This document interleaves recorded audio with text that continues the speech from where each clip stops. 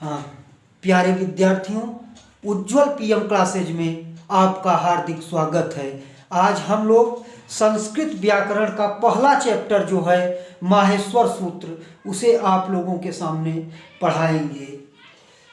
आप लोग संस्कृत माहेश्वर सूत्र का यहाँ पर लिखा हुआ माहेश्वर सूत्र का जो श्लोक है यहाँ पर देख रहे हैं। अगर आप लोगों से कोई पूछ सकता है कि वास्तव में यह माहेश्वर सूत्र क्या है, क्या कहाँ से आया, तो इसके विषय में एक छोटी सी कहानी है कि एक बार महर्षि पाणिनि जी ने भगवान शिव की बहुत ही घनघोर तपस्या की। इससे भगवान शिव महर्षि पाणिनि के ऊपर प्रसन्न हो गए और उसके बाद प्रसन्न होकर उन्होंने अपना प्रसिद्ध शिव तांडव करते हुए अपने डमरू को 14 बार बजाया। उससे 14 माहेश्वर सूत्रों की रचना हुई।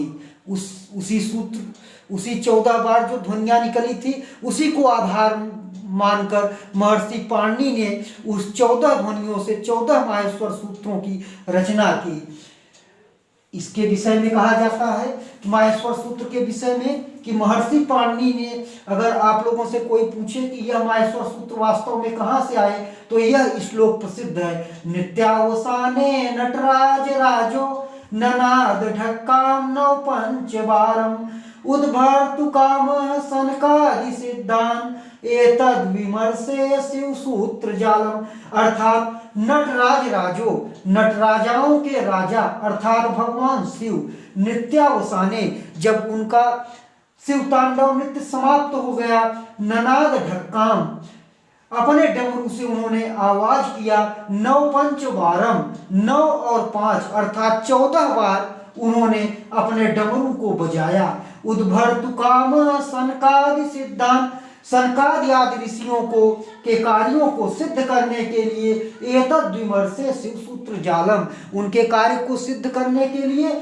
शिव सूत्र की स्थापना की और उसी को आधार मानकर महर्षि पाणिनि ने इन 14 ध्वनियों से इन 14 सूत्रों की रचना की।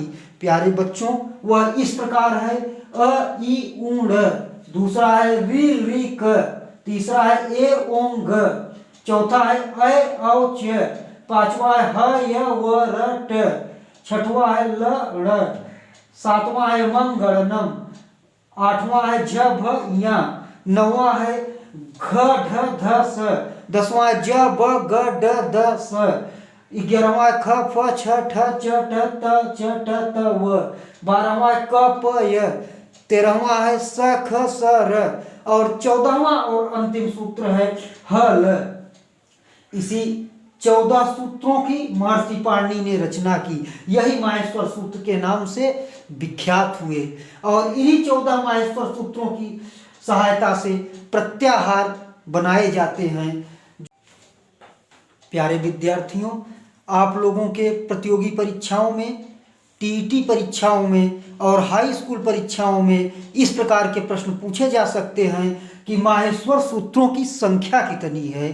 तो इसका उत्तर आप लोगों को बताना है 14 माहेश्वर सूत्र। और दूसरा प्रश्न यह भी आ सकता है कि माहेश्वर सूत्र किस नाम से जाना जाता है। तो माहेश्वर सूत्र, जैसा कि इसमें माहेश्वर महेश के नाम पर अर्थात महेश भगवान शिव को कहा जाता है, उन्हीं भगवान शिव और महेश के नाम पर यह माहेश्वर सूत्र के नाम से प्रसिद्ध है। और यहाँ पर इस श्लोक में यहाँ पर दिया गया है शिव सूत्र जालम।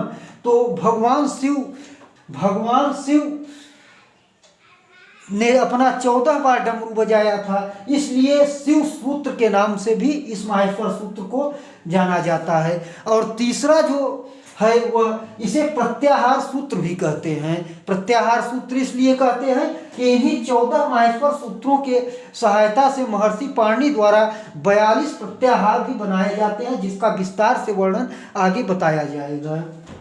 बस करें।